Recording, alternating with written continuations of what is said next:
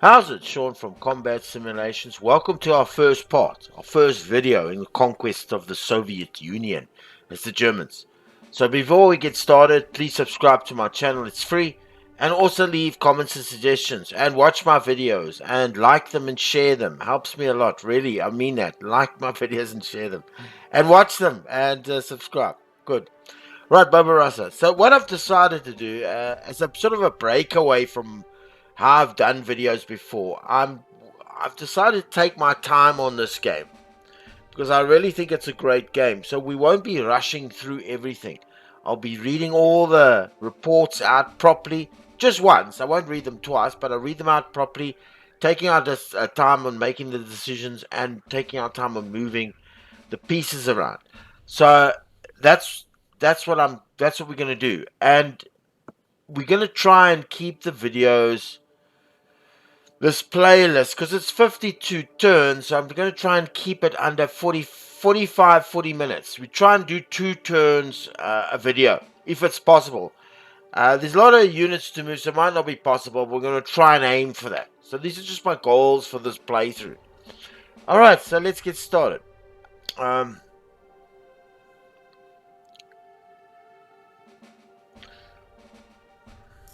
Just waiting to load up.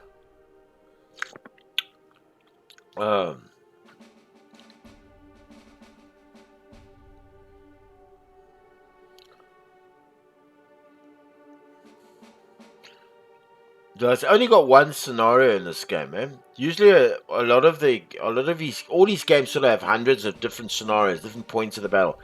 But he's decided only to make one scenario for this game, and that's all you've got is the one scenario, and he's made it very replayable, which is great. But it takes forever to load up, like as you see here, when you first started.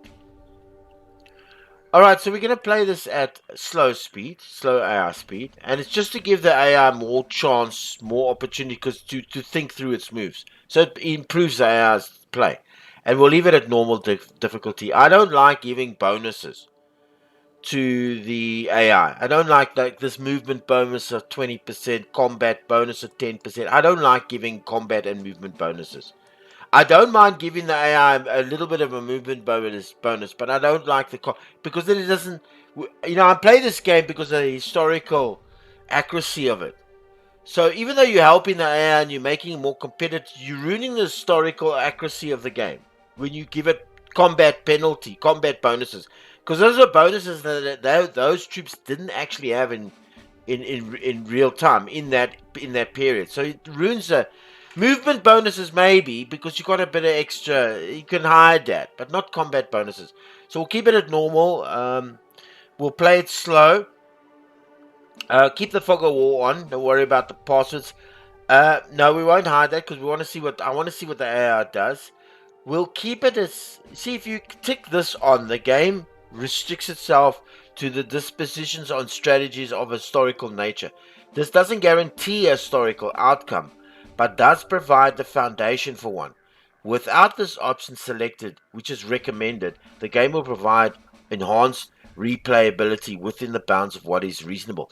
So what he's saying is, if you have this as historical, play through kind of historical, the AI will play that way. But remember, we're playing with hindsight now. You understand? So it's best to play without historical outcomes so that you can have, so it'll put you in the place of what the actual commanders faced when they were in the battle, that uncertainty. So I leave that off. I've been explaining that, but that's why I leave that off. Mild winter, we won't play with the mild winter. We'll play with historical winter. We won't play with the Geneva Convention. All right. The Eastern Front was a bare knuckle fight without an umpire. To avoid causing offense, the game defaults to a clean war where all participants adhere to the Geneva Convention. Deselecting this option will enables more of a realistic dirty war, where you find yourself having to deal with an additional moral dimensions of the game. Right, so we want that. Note that this has been specifically included to highlight the difficulties of operational command, not to promote a particular viewpoint one way or the other. The controversial topics have been excluded But if you have a strong views in this area, it is highly recommended that you ask everybody concerned to act as gentlemen. Leave, okay, just we're gonna take it off, okay, because that just makes everybody play by the rules, and that's not how they played. Okay, easy mode. So basically, if you're playing the Germans, you're provided with extra trains and truck columns to ensure that fuel has a higher chance of arriving where it is needed. All logistical related decisions are still in play, but there's no differences there, and there's no difference in the operation. Now we're going to leave this. We don't want easy mode. Toughest Soviets? No. Okay, we leave the Soviets as they were historically. Free setup. Now this is a nice option. I'm telling you, it's a nice option. This allows both sides to reposition forces during the pre-start turn. Select any unit and press M to move. There are constraints on where the forces may move. E.g., they must remain within their theater, but it still allows for a lot of freedom. So you can move your forces around, but in those, those theater lines, there's theater lines that split the various north, south, and north, center, and south. They split the forces up. So within those centers, you can read. I was tempted to. I promise you, I was tempted to play with this on, because as it stands, as the historical setup was, the forces are. Some of them are far from each other. Some of them mixed with the other. So I was tempted to play with this. I was, but I'm gonna default leave it. All right, it's ahistorical. Uh, switching this will have all the measurements displayed. We can leave that.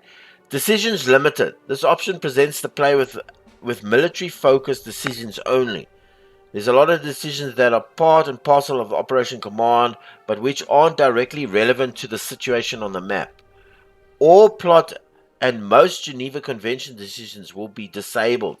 Select this option if you want a more focused game. No, we want to. I want to experience the what it was like to be an operational commander there. I mean, this is the beauty of computers, right? I mean, why do we play games? Why do we play historical games with the realism and that? Because we want to put our feet in those shoes. What are the chances of me or you ever going back to World War II to command a corps or to command an army or division? What are the chances of that happening? That's gone and finished. That's in history. We don't have the chances of that. So this is our chance when we play computer games to actually go back in history and recreate that with all the parameters in effect. That's why I don't use cheats and stuff. Why would you use cheats? How does that measure you? It doesn't.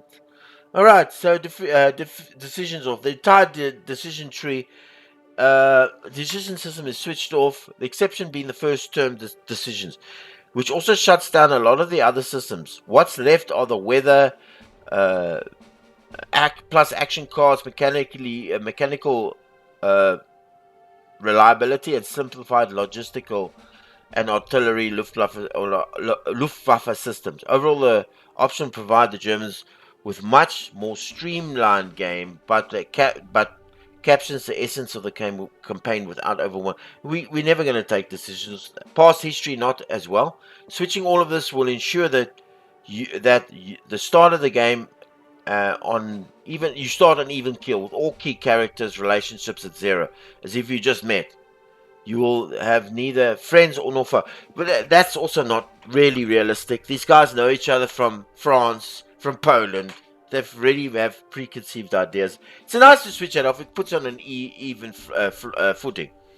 Plots are a series of decisions that are branching story arcs that provide a lot of color and immersion to the game. They are not historical, but they are events that may well have occurred.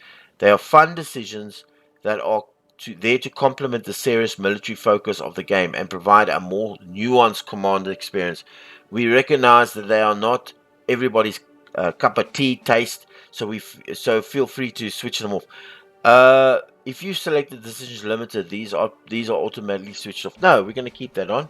And then war history. That's nice. It gives us that diary with that guy. It's just it's with it. It puts in with the immersion. So these are the options we have. Let's start. There's nothing else to read. We've read through all the most of the most important parts. So let's start the game.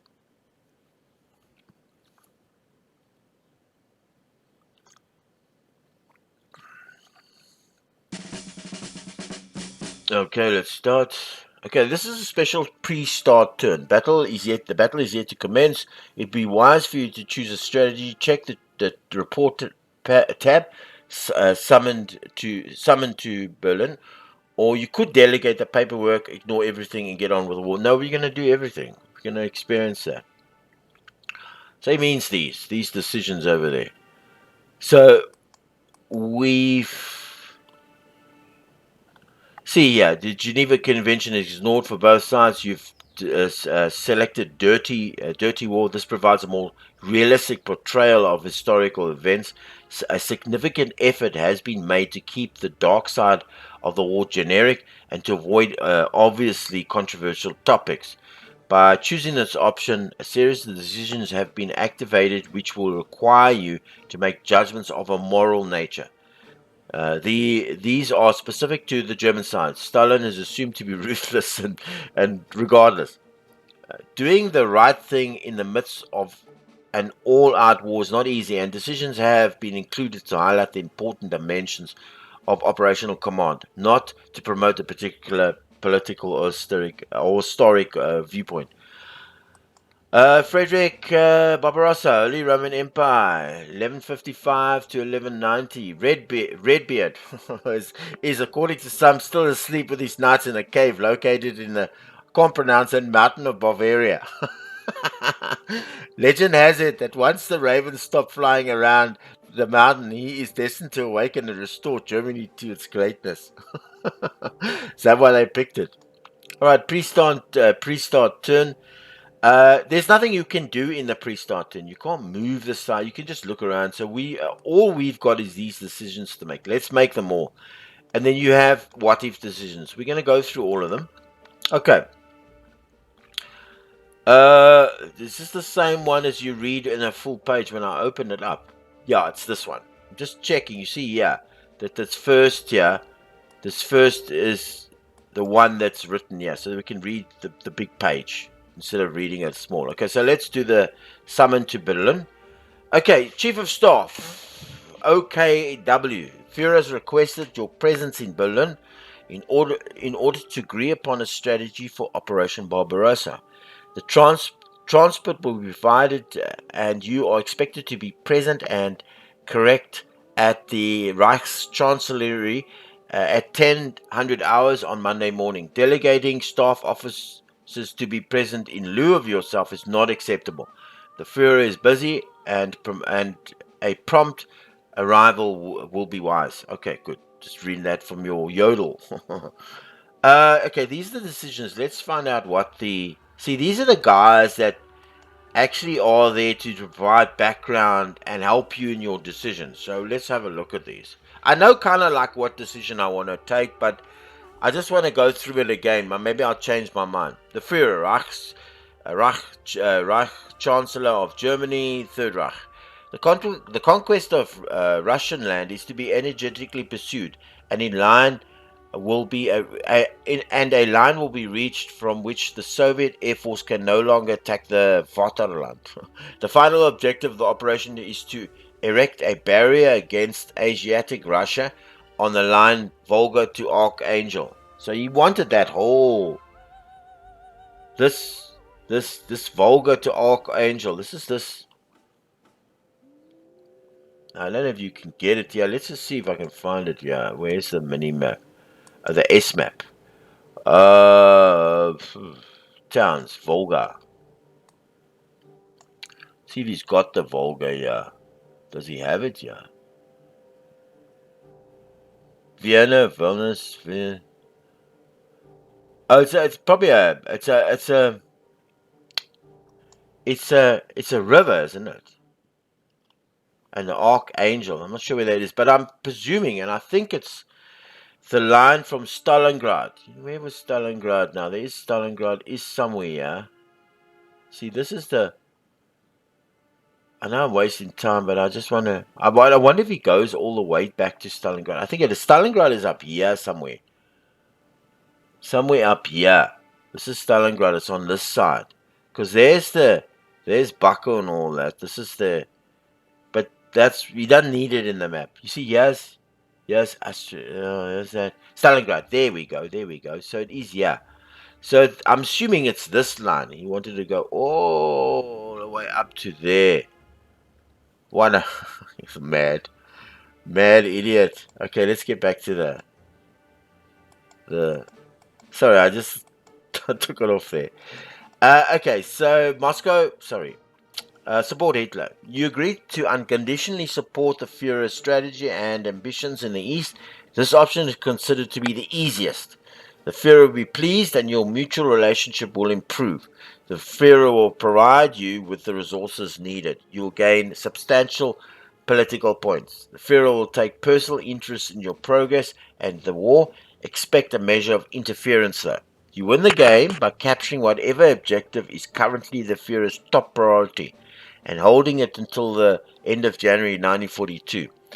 The Führer will call up to 4 conferences during which he will change his mind. The last conference will be called early mid-November, and there will be no changes in the priorities thereafter. So early mid-November is the last one. So he will change his priorities as he goes. Now that's the easiest one to, the highest you get the most points is the easiest one to get to use because he's behind you all the way. So you get all the points and everything. Okay, so Moscow or bust. According to all other objectives must be put aside to focus on Moscow. This option is considered to be more challenging than support Hitler. The Führer will not be happy as he's made it clear that capturing Moscow is a fool's errand. Your relationship will suffer. The Führer will still provide you with resources, political points, but not many. The level of Führer's interference will be at a lower level. So you still interfere. Keitel, Hitler's chief of staff, and Von Brauwich, I can't pronounce that, are all potential allies in your efforts to persuade Hitler to switch to Moscow first, as a first strategy. You win the game by capturing Moscow and holding it till the end of January. So, Keitel and Von Brauwich, these are your, well, Keitel isn't, but Von Brauwich, or Ditch, I can't pronounce that, he's your immediate superior, so taking the decision will put some points in his pocket. Alright, we'll make him favorable towards you. Military independence. The Führer's job is to deal with the big picture. Your job is to run the war. The Führer has a dim view on the military mindset. His displeasure at your demands is evident in his frostiness developing between you and him. The option is considered the hardest. Okay, the Führer will reluctantly provide you with bare minimum of resources. Rest assured, there will be no interference. The Führer refuses to deal with you personally, and all communication will go through the Chief of Staff and the military advisor. It's possible that you may inspire your men to greater endeavors by standing up to the Führer. So you get combat bonuses from this. I didn't realize it. If I'm picking that last one. FM from Browwich, I'll just call him Brow, OKW, is all that stands between you and the door. If you upset the Führer excessively, best to have him on your side, as you can be dismissed from your post at any time. You win the game by capturing any one of the 3 objectives, Lenin, Moscow, or Rostov, and hold it for a month. If you take Rostov, you must also take and hold either Sevastopol or Kharkov. So there's an extra 2. So if you take Rostov, you got to take either one of those 2. So you got 2 objectives in the south. Okay. Options. Support is all fixed. So we're going to. Oh shit! Let me give it. Okay. So what are we going to decide? We can take. This is the easiest, right? Does he tell us what his plans are? No. This is the easiest, right? But it means that Hitler is going to interfere with you at every second turn. I mean, do I want that? No. Because this guy, he's got 4 conferences. He comes on the last conference and he says, sorry, it's Leningrad. I've got Leningrad now. We must go and take Leningrad. And he's, no, I want Rostov. I want you to go to Rostov. No, we'll take Moscow.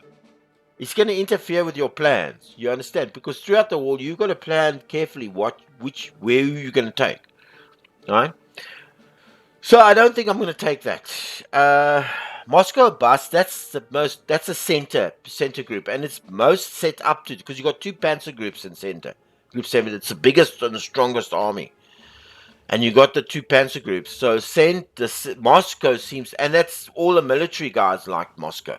So if I take Moscow, it'll give from Brauwich, he's going to like that. It's said there, and maybe the other military commanders will like it because they all thought the military hierarchy of Hitler thought that Moscow was the plan. That's the place to take, the capital. So he's still going to interfere, but not so bad. And then we can take on the last one, which is very little political points. Hitler doesn't talk to us. If we make a fuck up, he's gonna send us packing. And Braubach better be on our side because he's the one that liaisons with Hitler. So I don't know. I think this is the toughest one to take. It's nice to be able to choose. Oh, I'm going to go to Rostov. I'm going here, and you get um, your troops get benefits. Attack benefits and stuff like that, bonuses. But I think Moscow or bust. It's a nice blend. You're not so friendly with Hitler, yet you're not his enemy. You understand? And you'll make friends with the military elite because that's what they wanted, and you can focus on Moscow from the beginning of the war. That's where you know you're going. Even though you are going for those other ones for points, you want to go for Moscow. I think Moscow's the best one, and it's what I chose when I played, by myself. So I'm going to pick Moscow or bust. Let's have a look. The Furious is nothing but ruin for the Reich in Moscow's strategy. He remembers Napoleon. He will reluctantly provide you with limited support and waits for you to prove him wrong. Fuhrer is unimpressed. All right, let's get this. This shows the effect of his decision on your relationship with the individual. Steady indicates that the relationship is unchanged. Mechanically, each possible option has a predetermined effect on your relationship. A random element is included, and any bias that the individual may have towards you, good or bad, is also taken into account to give a net change in your relationship level. Okay. Currently it's neutral. Thank goodness for that. Current relationship is a standing with the individual after your existing relationship is adjusted to affect this decision. Let's just see what's your strategy is. Moscow or bust. Your political bonds will get 50. Previously you had nothing. Hitler Directive 121. The Führers listened to all advice and resolved upon the following strategy. No further discussion will be entered into. So he's taken Leningrad as his first objective. That's his desired objective. Destroy the army HQs. That's the second one. And Rostov is the third. That's the objective for the south. And we're lost. Last objective. Destroy the HQs is okay. So what this means is when we... I know I'm... Because it's the first turn and we're going to play it properly. When we... sorry. Okay, yeah. I just wanted to get this... There we go. When we... How this works is, as I understand this, he's got that first priority up there. So any moves to support that priority will earn us favor of Hitler. So, and any moves not to will cost more for us. So if we push towards Moscow, he's not going to support us in that decision. But any push towards Rostov and taking of Rostov is going to give us his favor. So we've picked the best. I believe on turn to follow, the best sort of option to follow. Okay, so the oil train. Let's just see what this says here. A spy at the Minsk, head of the Adwal Intelligence Agency, a spy at Minsk rail station informs us there's a large oil train is scheduled to cross the border at approximately 300 hours in the morning of the offensive. This is part of the regular oil deliveries that we are currently receiving from Rusland. They call him Rusland. We've been told that the train will be carrying 2,000 pounds or liters of oil. It's a substantial amount. I don't know what that is. Abra accepts no responsible for information thereby provided. So what do we have here? We have delay the offensive if need be to capture the train. So there's 80% chance of a good. So we need fuel. Ignore the train. The offensive will proceed as normal. That's 4 points. And then capture the train if possible. 40% chance of a. And that's 0. I don't know what the consequences of this, but let's just. Walter Funk. Okay, Walter Funk, the economics ministry, Reichsminister. It's imperative that we accumulate as much oil as possible. Supplies are not expected to last beyond 2 or 3 months of military operations in Russia. This is a golden, I don't know. We must not let it slip our grasp. The oil train must be allowed to cross the border prior to the beginning of the offensive. He's in favor of this. Walter Funk. Van Bock. Alright. The offensive is primed to begin at 300 hours. It's a complex coordinated operation. Any delays may prove costly. I strongly recommend we ignore the minor matter of the oil train and proceed. I'm not in favor of delaying the offensive. Not at all. Not at all. So it doesn't matter how much oil. What's this intelligence agency? The German military intelligence organization has that dealt exclusively with human intelligence, such as reports from field agents, admirals. Canaris, head of the Abwehr, reported directly to OKW. Much of the Abwehr's intelligence was deemed politically unacceptable to the German leadership. There was a significant animosity between the SS intelligence activities and many of the Abwehr's operatives, including Canaris himself, were anti-Nazi. The SS accused Canaris of being a defeatist in his intelligence assessments and constantly undermined the Abwehr. Bletchley Park in the UK broke the Abwehr hand cipher 1941 and the Enigma machine for the following year. As an intelligent organization, the Abwehr was largely ineffective.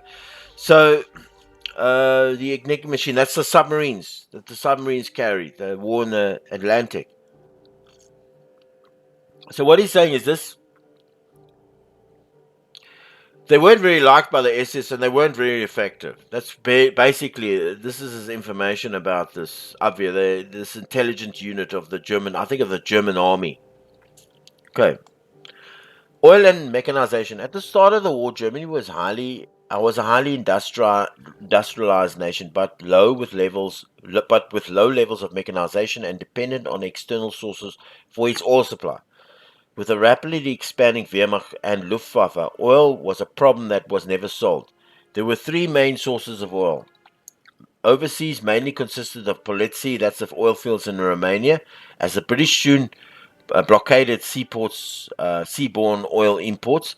Germany had some small domestic fields, and lastly, the German synthetic oil industry expanded substantially as the war progressed. So they really relied on synthetic oil. Sorry.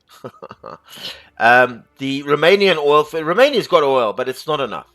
They weren't pulling enough oil from their fields, and it didn't have enough.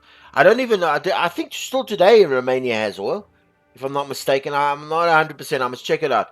But in the Second World War, they had oil, but it just wasn't enough for Germany. They couldn't rely on the Romanian oil fields.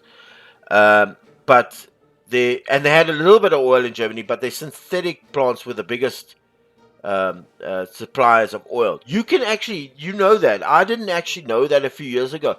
I didn't know you can synthetically make oil. You make it from coal. It's very inefficient. And they've known about this process for hundreds of years, or a long time, in the beginning of the century.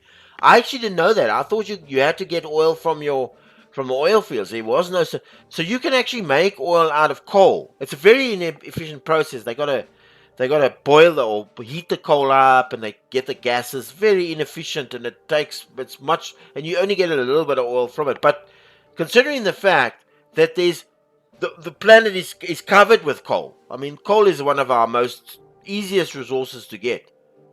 Coal is from all the old fossil fuels, the old plants that died and that form coal. The planet is very, very populated with coal. So we don't have a problem with coal. So if we run out of oil one day, we can go get the coal. It's a bit of my rant, but I'm sure we'll find ways of getting much more. So I don't know why countries today, I mean, considering that Germany had sophisticated synthetic factories, had about 3 or 4 of them. I don't know today why don't countries do that. I mean, South Africa, where I live, is abundance of coal. We're a coal country, yet we still import oil.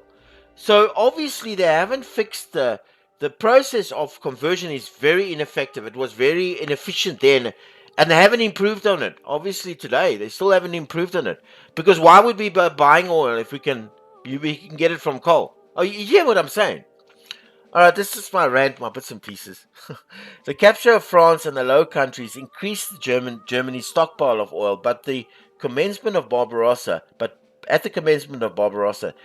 they had insufficient oil on hand for their panzers to reach their objectives. The majority of the Wehrmacht relied on hard marching and horse-drawn transports.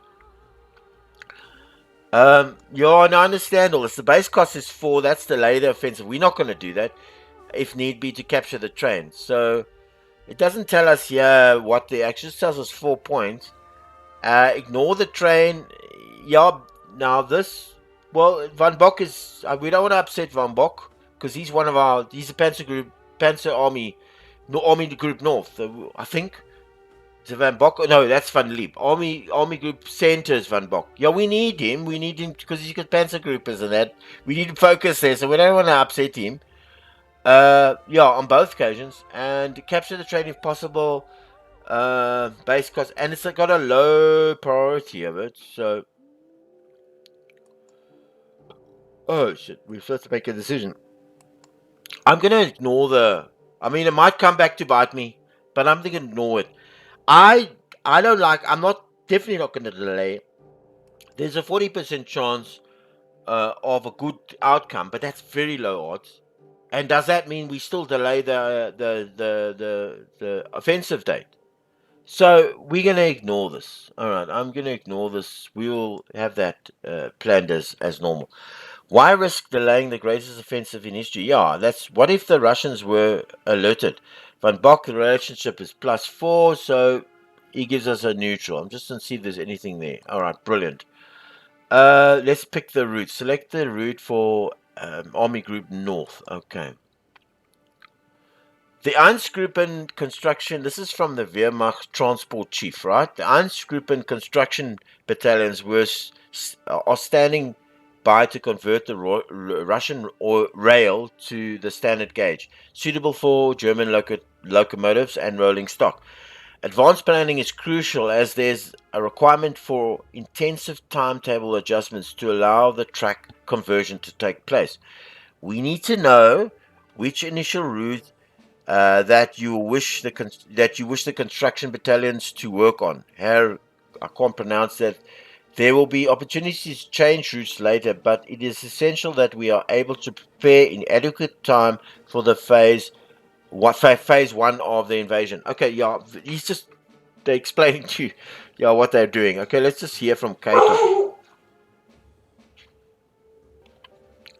Okay, so Keitel, the military advisor, he's the military advisor, OKW. Himmel Donor Vetter. Haven't decisions such as this been made long ago? This is a matter of the hindering, not the Opera. I can't pronounce that. Are you on top of the brief, man? Do you know what you're doing? Perhaps you should be deciding to color the Wehrmacht's Underwasser, must be the underpants, for the next big trick. Oh, God, half of that I can't understand. Alright, there's his input. Okay, Einstein Trooper. These were railway engineers, a section of the Wehrmacht pioneer that controlled by the Chief des Transport Wesen, General Gerka. Okay, Gerka is in charge of this. Rail track in Germany and Europe was a standard gauge of 4.85, but the Russian track was wider. It was wider 5 inches and had to be converted. This was a slow, tedious process that allowed the Russians to retreat into the interior. The amount of Einsbahn Trooper needed and the equipment and the supplies they required was chronically underestimated by German planners. Changing the track gauge was a time-consuming and didn't solve all the problems, as the Russian sleepers were of an inferior wooden construction to the German iron ones, and consequently had less stability in muddy conditions. The Russian rails were lighter than the normal German ones per unit of length, and the number of sleepers were a third less than the standard, preventing the use of heavier modern German locomotives and requiring older, less efficient locomotives instead. The Einstrupper were under a lot of pressure to convert the greatest amount of track in the shortest possible time, and didn't always do their job with a view to the operational use. Necessary items such as workshops, engines, sheds, switching yards, and even double tracking were left undone in the race to push the converted track even closer to the front lines. Signaling and communication equipment was very short supply, and what was already in place was either dismantled by the retreating Russians or destroyed by the advancing Germans. Train collisions were common. So basically, the conversion of the track. So this is important because they were on a different rail gauge. So they had to convert this track. So this is an important decision.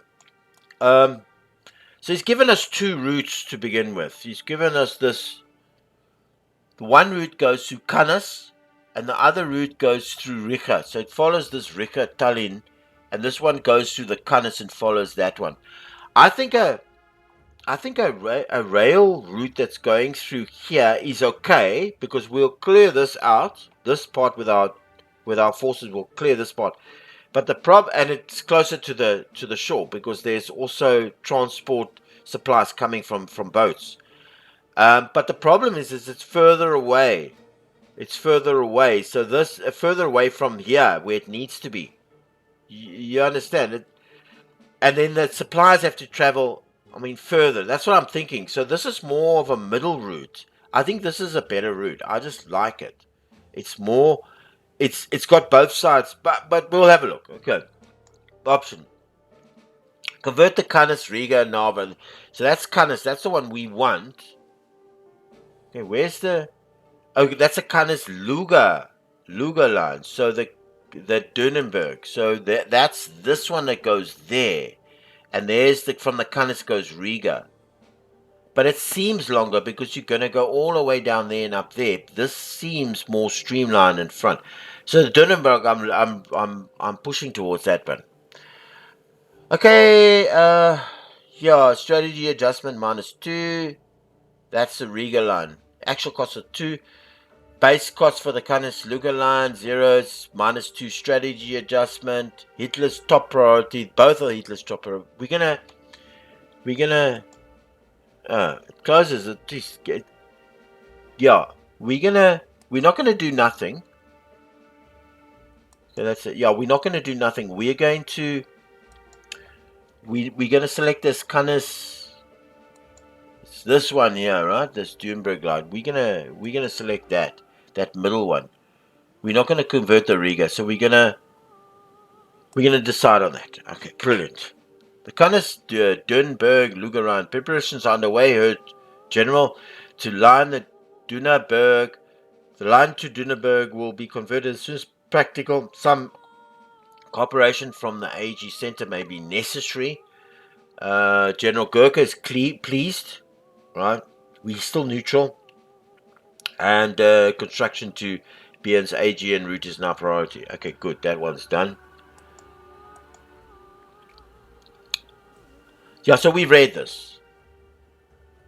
Yeah, we've read this. This is the army group south. Center. How does... Let me just see... Okay, so we've read this. This is the initial statement. This is also a route change. Himmeldonner, Veta, perhaps we need a color of the... Okay, we've read this. This is from Keitel. Perhaps we should be deciding on the colors of underpants. Okay, that's Keitel again.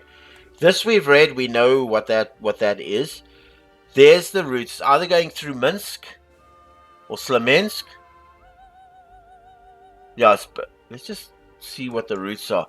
So that's Minsk Clements line, the Brest, and this is the Bayer Stock Venus line, Vilnius line. So the Bayer Stock, and where is this? Oh, okay, this is the Slemensk line. We actually want the Slemensk. There's the Bayer Stock Vilnius. So it's not. See here. Um, there's a Vilnius, but we want to go up this road to Slemensk. This is the shortest, and that's straight through to Moscow, right? Moscow. So this is the path we want to follow up the Minsk road. Let me just see if we can. Oh, we can't. We can't take away the. Or can we?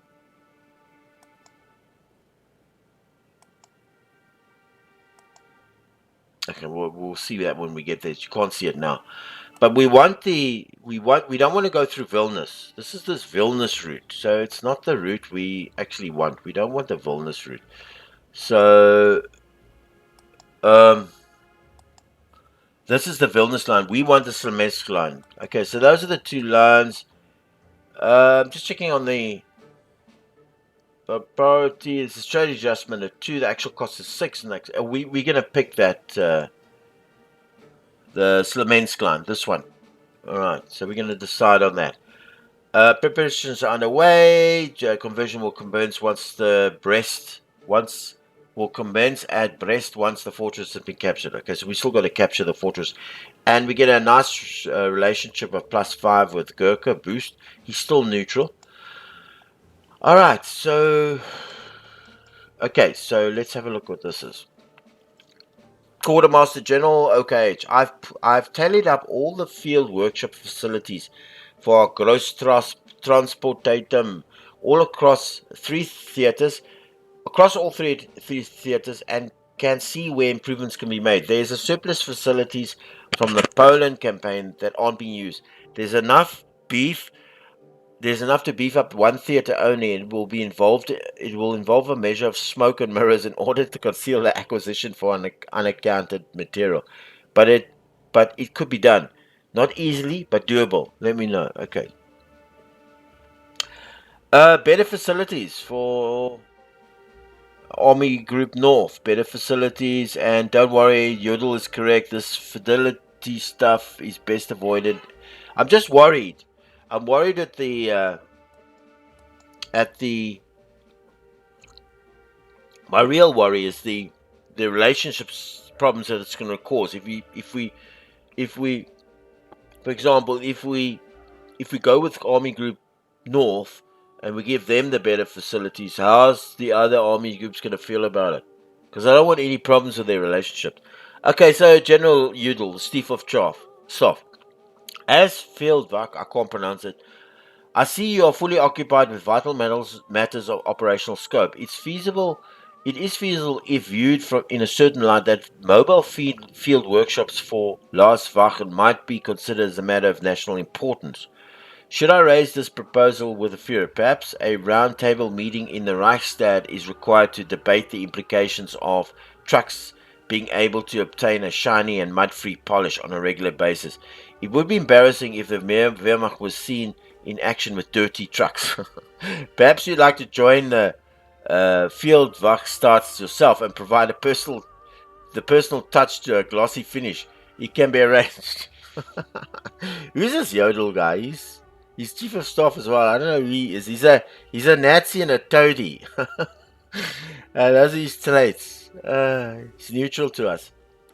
Okay, truck columns in Barbarossa. Barbarossa was a very much a railway war. The German armies were forced to follow the recent decent rail lines, as the vast distances of Russia made any other form of logistical transport impractical. The trucks were used extensively, but mainly as a means of covering the relative short distances from the railhead in the game terms, the forward supply base to the troops. So they sent everything in trucks in railway lines to the four depots, and then they distribute them with trucks. The Wehrmacht fielded 20,000 different types of trucks in Barbarossa, which was a maintenance and supply nightmare. There were many confiscated civilian trucks that from Germany of all manner of French, Belgian, Dutch, and Polish trucks. There were even trucks purchased from Switzerland. The unexpected poor quality of the Russian exacted a heavy toll on the truck columns. By day 1 plus 26, for example, Army Group Center had suffered 33% total losses in their truck columns. Yes, those roads were terrible, eh? Engine wear and tear, lube oil use, and fuel consumption all soared due to the heavy going. A chronic shortage of tires only accelerated the problems. Captured Russian trucks were found to be better equipped and more reliable in atrocious conditions than the German Opels, which weren't equipped with an all-wheel drive and were used extensively. So the Russian trucks that they captured, they used them. So this, I know I'm digressing here, but this road, you see these roads here. Well, it doesn't tell you now.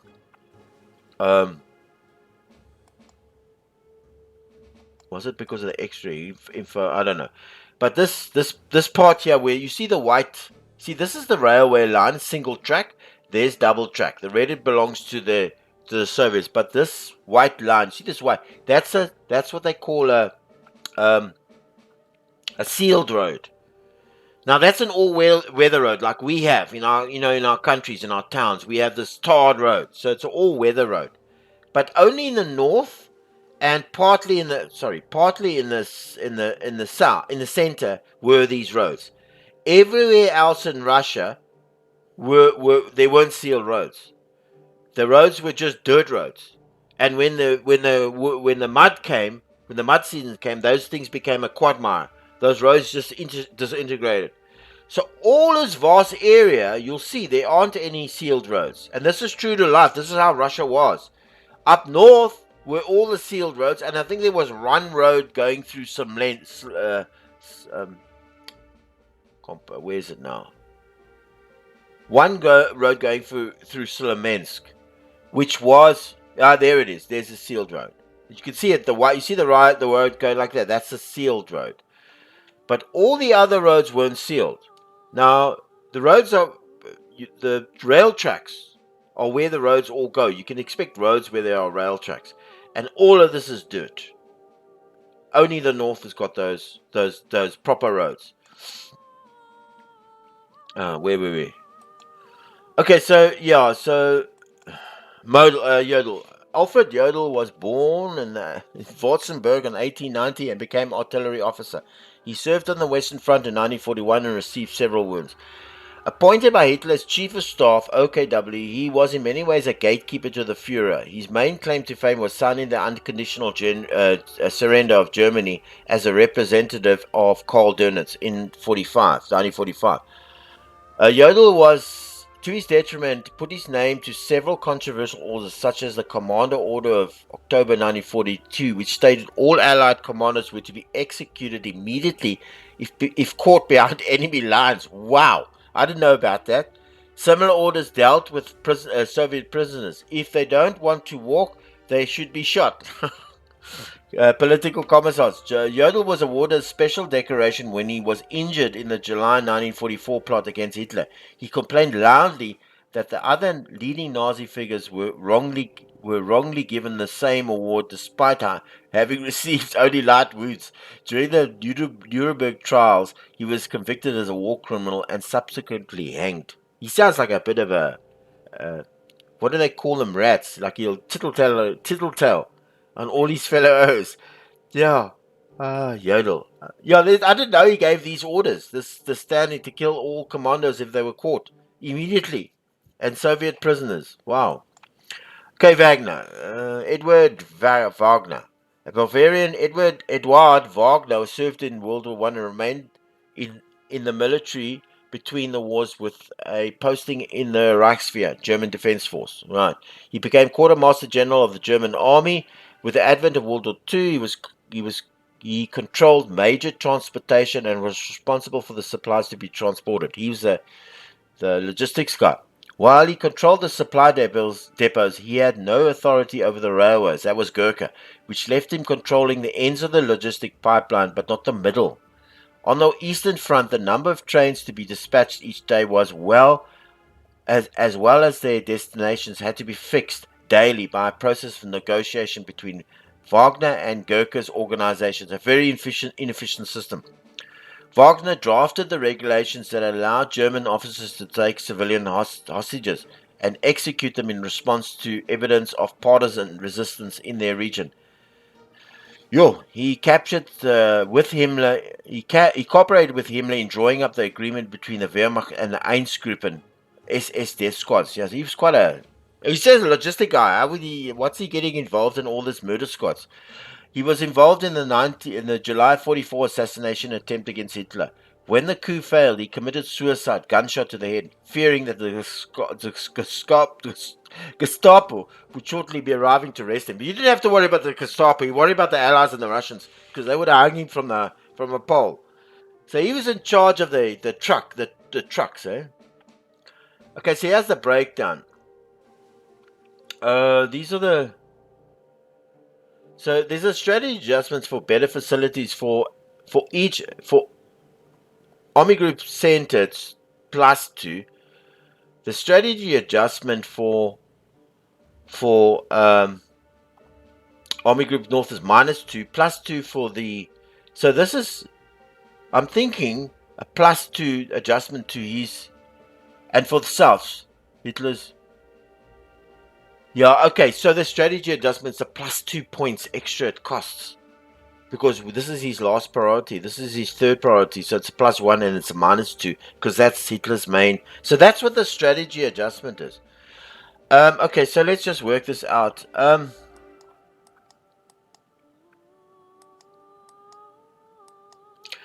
I don't want to mess around. I do want to give these repairs, but I don't want to take one place over the other. Army Group North, Army Group South, and Army Group South, Army Group Center, and Army Group. No, I don't want to take one or the other because I don't want other guys to feel. So I do, and also, so I'm gonna say, don't worry. This is Yodel is correct. I'm gonna leave this off. I'm not gonna spend any points on this. Our relationship is good. Thank God for that. So Yodel, it's impressed. Okay, so there's a limit to what you can do in a single day. There are too many people are asking for too much. So he's unimpressed, Jonah Wago. That's Wagner. That's fine because our relationship is good with him, so we can benefit from that. So we won't have a problem for that. And Yodel has given us, we've given a +5 relationship to him. All right, so the what if decisions with Romania. Okay, we can trust. This is the Foreign Affairs Minister. We can trust. I believe him to be a reliable ally who has the support of the Iron God. I recommend that he be fully involved in planning and execution of the Southern Theatre of Operation Barbarossa. He's informed me that the Romanian forces will be able to launch their offences simultaneously with the rest of the Ostfront. This option will allow the forces on the Romanian front to launch their offences on the first turn, with everybody else -3. So we're going to lose victory points. Okay. How does he feel? Written top. And Iron Guard are trusted, but it might be wise for me to counsel caution and suggestion Romanians be left out of all planning and preparations. Of course, this will result in delay in activating the Romanian front, but this may be a small price to pay for the risk of alerting the Russians on the threat of the invasion. This option will delay the start on the offensive of the Romanian front by 1 turn. So +3 for us. These decisions reflect plausible historical what-if situations that might have occurred given the right circumstances. You're free to ignore them, and there'll be no penalty for doing so. By selecting what-if option, you're gambling a certain amount of victory points against an advantage gained or lost. Any victory point gain or loss is effectively doubled, as your opponent will gain or lose an equivalent number of victory points. For example, is an option costs Okay, costs -3 points. Your opponent will gain 3 points. So what he means, if you lose 3 points, the Russians will gain 3 points, right? Making 6 points. I think that's what that means. I don't know. For example, is an option cost for your opponent will gain 3 and making it 6. Okay, so it's like you gain. I think it means you gain 3 points plus 3. Your opponent loses 3, or you lose 3 points, he gains 3. Victory points affect the game score and can make the difference between a decisive and a minor win. As a guide to relative values, the three objectives Moscow, Leningrad, and Rostov are worth 10 points each, and there's a total of 129 victory points of cities, including the objectives. All right. Okay, so there's nothing there. We are not no change. We are not giving them an early thing, and this Finland one. We've been in discussion with the Finnish Prime Minister, yeah, and he informs us Finland is willing to sign a binding military alliance with us. I strongly urge that we follow through, as this will ensure our Finnish allies launch an immediate offensive on Leningrad once our forces are within striking distance. The Finnish option ensures that once the Luga-Narva line has been captured, Finland will automatically agree to cross the Finn-Sov border. Minus 10 victory points. Oof. Ribbentrop, Prime Minister made bulk at actually putting pen to paper when it comes to a full binding alliance, but it may well be possible to have him sign a mutual assistance agreement. This wouldn't be ideal as it doesn't commit the Finns to immediate action, but it will improve the chances of them acting in support of our attack on Leningrad when the time comes. This option ensures that once either Luga or Narva have been captured, the chances of Finland agreeing to cross this Finn-Sov border historically are doubled. It's 5 minus 5 victory points. These decisions. Okay, so these are just. Yeah, this is just. We read this already. These what if decisions. These what if decisions. No, I'm not going to. I'm not gonna. I don't want any victory points to go. I don't want any. Let us just be historical. What happened? Maintain the status quo. We'll keep it like that. All right. That's all our decisions. We can proceed to the first turn. I think we're going to end it after that because what's our time? Must be over. Yeah, it's almost an hour, and I'm trying to keep these at 45 minutes long. So it's important we went through everything. You understand? Let me just end the turn. There's nothing else for us to do. We've done it. We've read everything. I've read Friends and Foes. Oh, okay, Frederick. But we didn't read Friends and Foes. The historical role is that your historical role is that of General Franz Holder, the operation commander of the entire front. As Holder had a number of commands prior to Barbarossa, there you are assumed to have existing relationships with a number of key characters in this game. These are randomly determined, and each time you play, the outcome will automatically be taken into account by the game's level of challenge. So you won't be penalized for commencing with adverse relations. You can switch this off at any. We kept it on because that prior relations is good. Okay, let's just see what our relations is. Keitel, it's good. Okay, we only got the 2 here, and Wagner, and the 19 is good, eh? He has a strong bias, +2 to our favor, due to the support we gave these attachments during a recent campaigns. All right, and he has a strong bias in our favor due to the recognition of his efforts our recognition of his efforts in arranging the armistice with France and his subsequent award. So we get that +19. So it's just these two guys we know about now. We're not sure how the rest of the guys. So we took the Berlin or bust. We didn't take any of these. We selected those 2 routes, Slemensk and Minsk, and Kallis and Luga. And then we didn't take the mobile repair or any of the what if. So let's end the turn.